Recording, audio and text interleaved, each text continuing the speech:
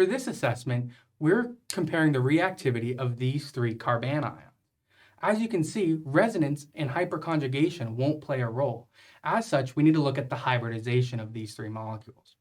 Starting off with this one over here, this is sp2 hybridized. Coming over to the next one, we have sp hybridized. And then finally, we have sp3 hybridized. As we know, sp3 hybridized has the least amount of S character. And because of that, the negative charge can be thought of as being farther away from the nucleus and less stable. As such, it is the most reactive. On the other end of the spectrum, we have sp hybridized, where the orbital is comprised of 50% of the s orbital.